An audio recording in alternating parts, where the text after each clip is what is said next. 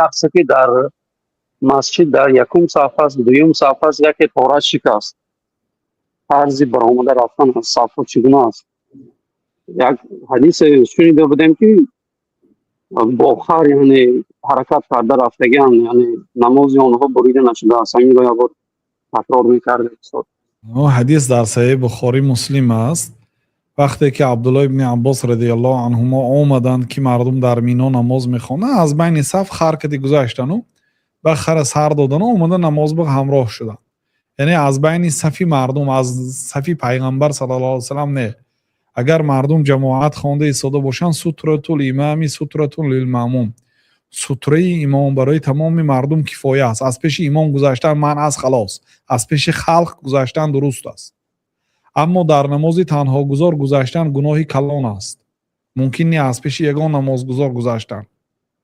نماز در نماز جماعت میریم، هر نماز جماعت آدمایی که در صف پیش است میخزد از پیش آدمای نماز به دیر آمدگی ها گذاشته میرود.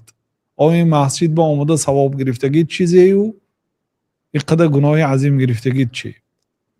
از سبب جهل و نادانی و مسجد آمده به جای حاصل کردن ثواب گناه گرفته میرد.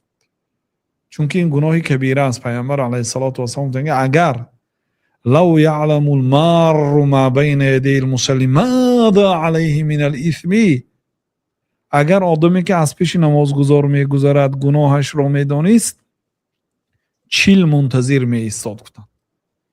یعنی 40 سال یا 40 ماه یا 40 هفته یا 40 روز کدامش باشد 40 روزش هم یعنی ببینید ما گناه روزه را میدانیم که گناهش شکستنش عظیم است. 12 ساعت 13 ساعت طاقت میکنیم تا شامکی نخوریم مفته، چون که میدونیم که گناهش عظیم است. پیامبر علیه الصلاة و السلام که اگر گناهش میدونید 40 روز منتظر می ایستاد تا نمازش این آدم تمام کردن بعد گذشته برد.